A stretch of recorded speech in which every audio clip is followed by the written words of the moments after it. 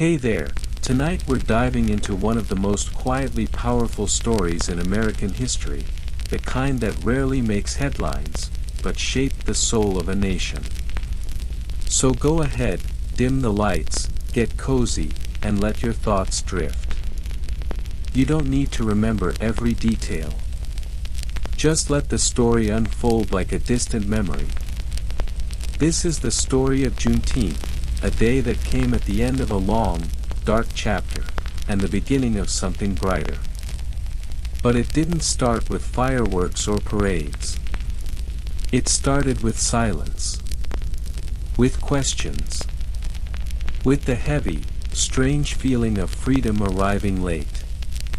Tonight, we'll trace this story from the fields of the American South, through the whispers of uncertain freedom, to the quiet celebrations that grew louder with time. We'll walk alongside those who waited, who wondered, who one day heard the words, "You are free." But before that moment came, there were centuries of pain. There were shackles, and cotton fields, and long nights that never seemed to end. This is not the history in your school books. It's slower, sadder, and somehow more human. We won't rush. We'll take it slow, the way history really moves. We'll feel the weight of time as we drift through the Civil War, through telegrams and torn loyalties, through Texas fields where men and women looked to the horizon for a freedom they weren't sure would come. And when it finally did, well, it didn't arrive with trumpets. It came with a soft knock on the door of history, a general's order. A quiet announcement. A new beginning, whispered on the winds of a hot June day in 1865. So take a breath. Let your eyes grow heavy. And let's begin, not with the fireworks, but with the silence before the spark. This is the story of Juneteenth. Let's go far back, to the early 1600s, when European settlers were just beginning to shape what would eventually become the United States. The world was slower then. No cars, no electricity. Just wooden ships creaking across the Atlantic, and quiet, candlelit towns with muddy roads. And into this quiet came something loud and cruel, the transatlantic slave trade. The first enslaved Africans arrived in British North America in 1619, brought to the colony of Virginia. But they weren't the first in the world to face forced labor. Slavery had existed for thousands of years, in various forms, across many civilizations. But this was different. It was racial. It was generational. And it was designed to fuel a new kind of economy, one built on plantations, tobacco, and later, cotton. You see, in those early years, the land was vast, but the labor was few. Plantations needed workers, and indentured servants from Europe weren't enough. So colonists turned to Africa, where people were kidnapped, sold, and shipped across the ocean. Over 12 million Africans would be forced onto ships during the transatlantic slave trade, and about 400,000 of them ended up in what is now the United States. Imagine the conditions. Ships were crowded, filthy, and hot. People were packed together tightly, sometimes chained, with barely room to breathe. Disease spread easily. Many died before even reaching land. But the suffering didn't end there. Upon arrival, families were often separated. People were sold at auctions like livestock. Children taken from parents. Wives from husbands. And the system was designed to break them, physically, mentally, and emotionally. Slavery in America became deeply embedded in the Southern economy. Large plantations in states like South Carolina, Georgia, and Mississippi depended entirely on enslaved labor. Tobacco, sugar, rice, and especially cotton, were booming. And enslaved people made it all possible. By the 1800s, slavery was not just a social institution. It was an economic engine. The invention of the cotton gin in 1793 made cotton easier to process, and made slavery more profitable. Cotton exports skyrocketed. By 1860, the U.S. was producing nearly 75% of the world's cotton. And almost all of it came from the South, from fields worked day and night by enslaved men, women, and even children. But slavery didn't just exist in the South. Northern states were complicit too. Northern banks financed slave owners. Northern factories processed Southern cotton. Even though many northern states had outlawed slavery by the early 1800s, they were still benefiting from its economic fruits. It wasn't just a Southern issue. It was an American one. And yet, despite the cruelty, resistance never stopped. Enslaved people ran away, organized revolts, or resisted in quiet ways, by keeping their languages alive, practicing forbidden traditions, or teaching their children to dream of freedom. There were heroes like Harriet Tubman, who risked her life guiding others to freedom through the Underground Railroad. And Frederick Douglass, who escaped slavery and became a powerful voice for abolition. Still, by the 1850s, the United States was deeply divided. As new states were added to the Union, fierce debates erupted over whether they should allow slavery. The South wanted to protect its way of life, a way of life built on unpaid labor. The North, more industrialized and increasingly abolitionist, was pushing back. The country was heading toward a storm. And that storm was the Civil War. But before we get there, pause for a moment. Imagine those slow, sweltering days on southern plantations. The sound of insects buzzing. The heat heavy in the air. The work was backbreaking. From dawn till dusk. Picking cotton. Hauling baskets. Being watched. Punished for falling behind. The stories weren't loud. They were quiet, full of sighs and aching bones. That's where Juneteenth begins, in those fields. Among the whispers. Among the tired footsteps of those who hoped, one day, for something better. Now, with that background in mind, let's gently drift into the next part of this sleepy, strange, and heartbreaking history, the war that would change everything. As the 1800s unfolded in America, the country found itself deeply divided, not just by geography, but by values, economies, and the question of slavery. The northern states, with their growing cities and industrial economy, were gradually moving away from slavery. But in the southern states, slavery remained at the center of life, deeply woven into the cotton plantations, the culture, and the laws. Tensions had been simmering for years. Every new territory added to the United States brought the question, would it be a free state, or one that allowed slavery? Compromises were made, uneasy, temporary fixes that couldn't truly resolve the growing divide. Then, in 1861, the tensions erupted into open conflict. 11 southern states, led by the Confederacy, seceded from the Union. The Civil War had begun. For most people today, war sounds loud, the clash of weapons, the roar of battles. But the Civil War, while brutal in its moments of combat, was also filled with long stretches of waiting, marching, quiet fear in the night, and the distant sound of cannon fire echoing across empty fields. As the war dragged on, President Abraham Lincoln issued a document that would become one of the most important in American history, the Emancipation Proclamation.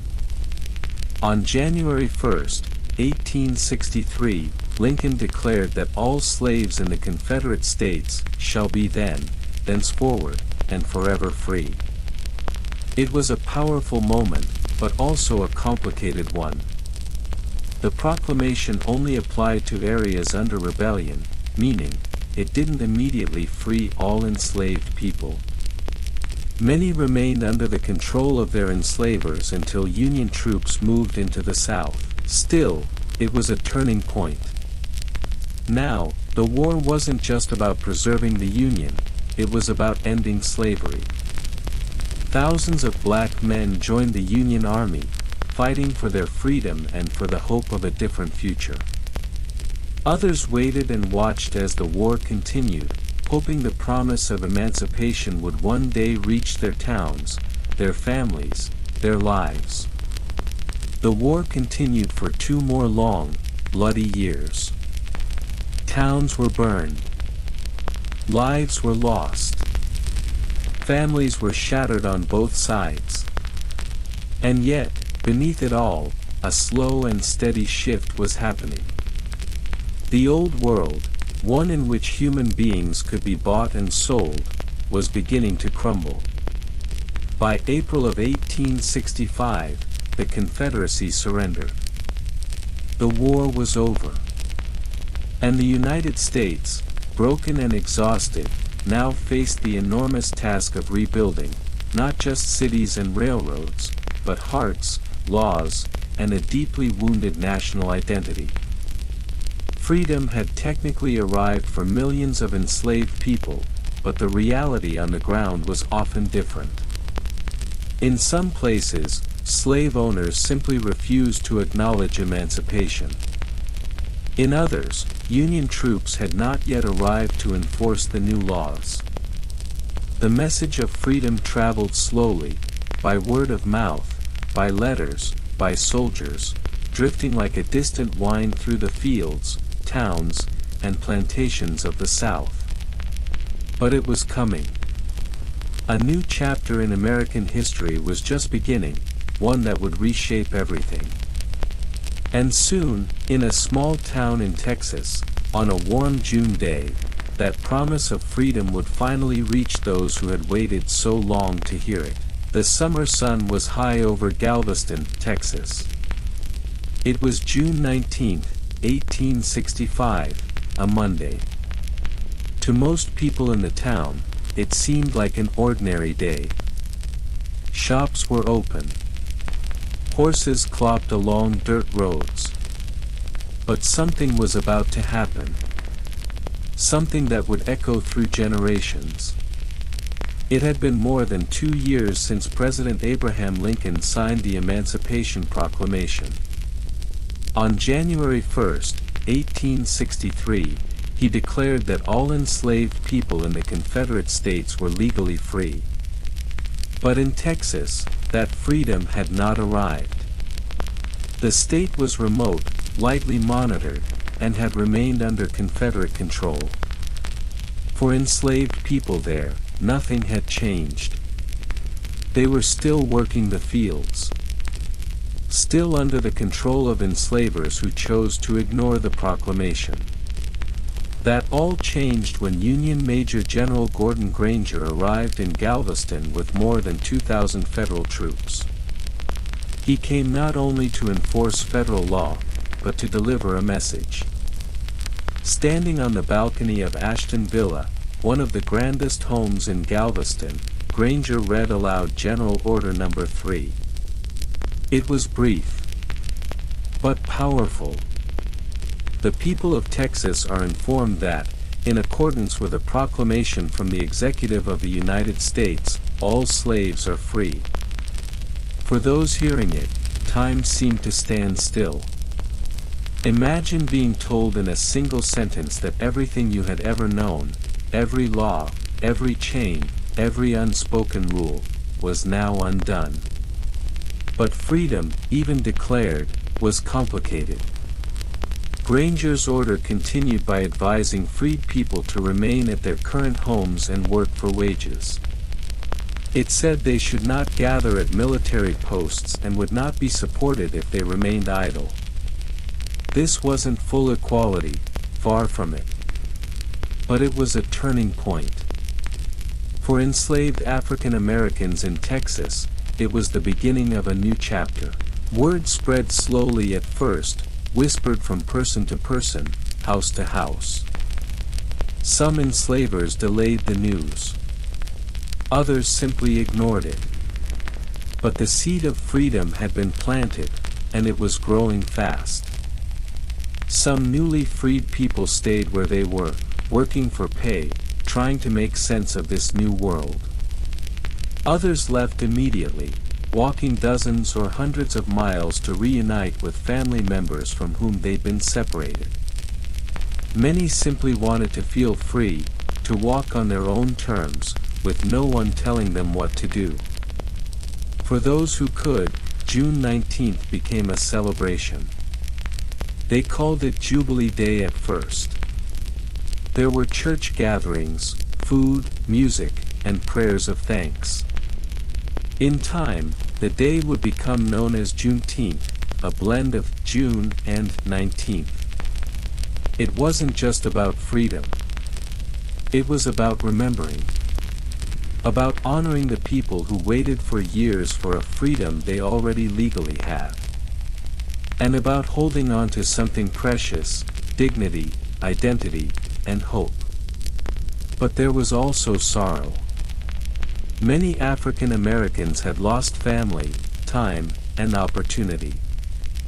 The world ahead was uncertain. There were new laws, new restrictions, and continued racism. Emancipation wasn't the end of the story, it was just the beginning of another hard chapter. Still, on that hot Texas day, for those who heard Granger's words, the air must have felt a little different. The sky might have looked a little more open. Because history had shifted, quietly, finally, towards something new. And though not everyone heard it at the same time, and not everyone celebrated it the same way, June 19th marked the beginning of a long road toward justice. Even if it was only the first step, the news came slowly, like a whisper across the fields. It was June 19, 1865, when Union General Gordon Granger arrived in Galveston, Texas, and read aloud General Order No. 3, declaring that all slaves were free. But for those who heard it, freedom didn't feel immediate. Some stood in disbelief. Some wept. Some looked around, wondering if it was real, or if punishment would follow. You see, many enslaved people in Texas hadn't even known the Civil War had ended. It had been more than 2 years since the Emancipation Proclamation, yet here, in this quiet corner of America, the chains had remained. But now, finally, something had changed. And slowly, the word spread. Families began to gather. Men and women, who had spent their whole lives in labor, began to move toward one another with cautious hope. The first celebrations were not loud. There were no fireworks. There were no flags. Just prayers. Whispers. Tears. Songs passed from voice to voice, echoing across cabins and cotton fields. They called it Jubilee Day at first. A day to sit beneath trees, to cook, to tell stories of ancestors, to name the names of those who had never lived to see freedom. In small churches and dusty towns, the newly freed found ways to honor the moment. Wearing their best clothes, some barefoot, people gathered for readings of the Emancipation Proclamation. They sang spirituals. They read poetry. They shared meals. But not all celebrations were safe. In many parts of the South, freedom was unwelcome news. Some former slave owners resisted the change. There were threats. There were attacks. Some tried to force people back into labor, using fear and violence. So, many Juneteenth gatherings became both a celebration and a quiet act of defiance. Over time, traditions grew. By the 1870s, freed communities began purchasing land to host Juneteenth events. They bought plots called Emancipation Parks. In Houston, Texas, a group of former slaves saved money to buy land for their annual gathering. That land still exists today. Each year, the day was marked with reflection. A remembering of pain. But also, a quiet joy. Because freedom, though late, had arrived. There were cookouts. There were parades. There were moments of silence. Some families would not work on June 19th, no matter what. They passed the tradition down, generation after generation. Even when Juneteenth wasn't taught in schools, it was kept alive in homes, on porches, in community centers. It became a thread, woven through time. How the holiday changed over decades. Juneteenth wasn't always the national holiday it is today. In fact, for many decades, it was something quieter. Something local. A day known mostly to African American communities in Texas, and slowly, little by little, in other parts of the country. Let's drift back to the early years after the Civil War. In the late 1800s, Juneteenth was often celebrated with family cookouts, music, speeches, and prayer services. People wore their best clothes. They gathered in churchyards, fields, or backyards. It was a sacred pause, both joyful and reflective. Not loud. Not political. Just remembering. Healing. But as the 20th century came along, things began to shift. During the era of Jim Crow segregation, public spaces for black communities became harder to find. Many cities didn't allow African Americans to gather freely in public parks. So Juneteenth moved into private homes, rural fields, and church halls. Still celebrated, but quieter now. More contained. Through the Great Depression of the 1930s, Juneteenth celebrations dimmed even further. Families struggled just to make ends meet. A day off to celebrate history. That was a luxury few could afford. The spirit of Juneteenth flickered. But it never fully disappeared. Then came World War II. African Americans fought overseas, hoping their service would bring equality at home. When the war ended, many black veterans returned with a new sense of pride and purpose. They brought Juneteenth with them, from Texas to California, Illinois, and beyond. The holiday began spreading, slowly, like ripples on water. In the 1950s and 60s, during the Civil Rights Movement, Juneteenth stayed mostly in the background. It wasn't yet the symbol of freedom for the whole nation. But in places like Houston, Dallas, and Atlanta, families kept it alive, passing stories down, frying catfish, sharing laughter and grief, side by side. The big revival came in the 1970s. After the civil rights victories of the 1960s, a new cultural pride began to rise. Black communities started reclaiming heritage and identity more openly. Juneteenth was no longer just a quiet day in Texas, it became a celebration of survival, of history, of power. By the 1980s and 1990s, cities across America held parades and festivals. Children learned about it in school. Mayors gave speeches. Flags flew with red, black, and green. And then, after decades of quiet resilience, came the 21st century. As the national conversation around race grew louder and deeper, Juneteenth finally entered the spotlight. In 2020, following the murder of George Floyd, there was a surge in public awareness. Companies gave employees the day off. Schools taught its meaning. People listened. And in 2021, Juneteenth became a federal holiday, signed into law by the President of the United States. A holiday born in silence, was now echoed across the country. But still, even now, many keep it close. In the backyard. In a circle of friends.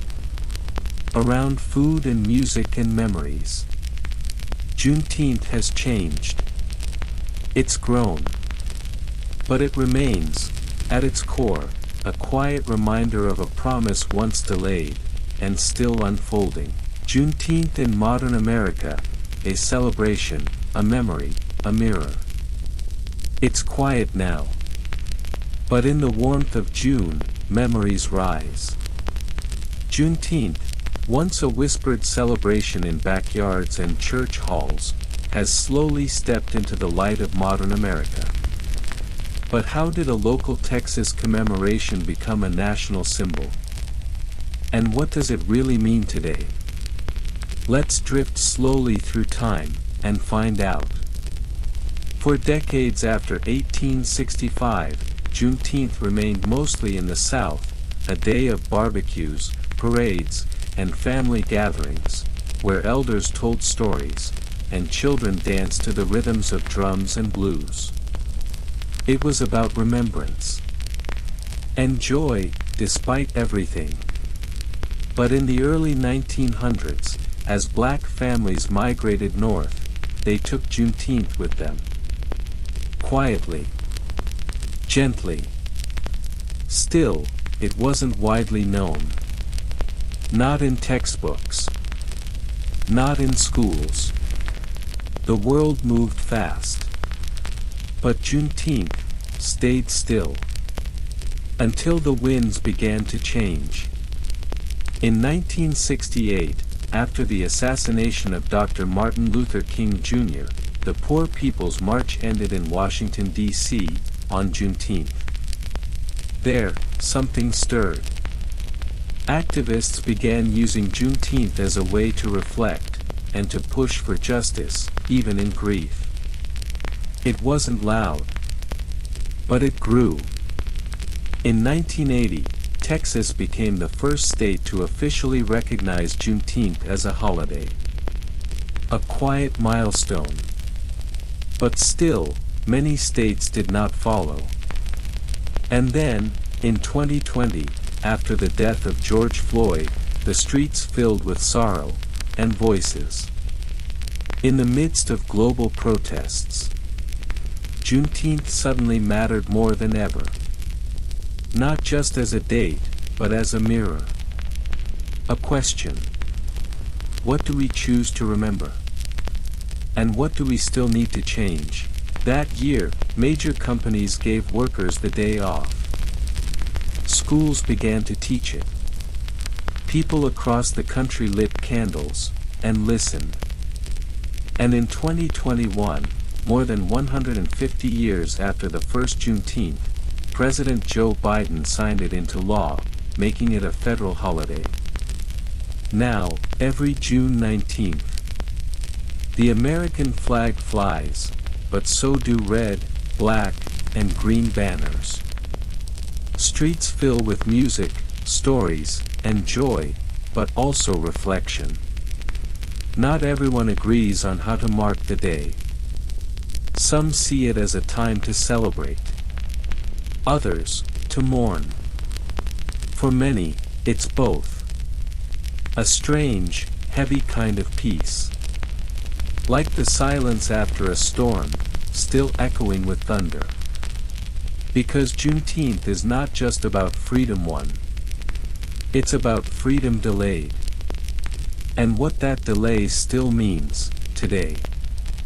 So now, as the sun sets on another June evening, you might hear the hum of a blues guitar, a preacher's quiet prayer, a child asking questions. And somewhere in that gentle noise, is the soft heartbeat of a nation, still learning how to remember. And now, as our journey through history gently fades into silence, take a deep breath, and let it all settle. We traveled back in time tonight, into a world so distant, yet strangely familiar. A world where people dreamed, built, struggled, and hoped, just like we do. Different clothes, different customs, but the same heartbeat of humanity. Maybe it was a dusty street in ancient Thebes, or a quiet moment on a ship bound for destiny. Maybe it was the hush of a forgotten village, or the slow rhythm of time shaping empires and ordinary lives. And now, here you are, listening across time. It's okay if you didn't catch every detail. This wasn't meant to be memorized. It was meant to be felt. Like the weight of quiet footsteps echoing through long-forgotten corridors. Like candlelight flickering against old stone walls. Tonight wasn't about facts, it was about stillness. About letting the whispers of the past slow your mind, calm your breath, and hold you gently as you drift into sleep. The people we talked about, they're long gone. But their stories linger, floating softly through time. Through books, ruins, memories, and now, through you. So close your eyes. Let go of the noise of today. Let history hold you like a blanket of echoes and stars. You are safe. You are still. And sleep is already reaching out. Thank you for being here tonight. For giving space to stories that time almost forgot. We'll meet again soon, in another quiet tale, on another quiet night. But for now, just rest. Just drift. And let history sing you to sleep. Good night.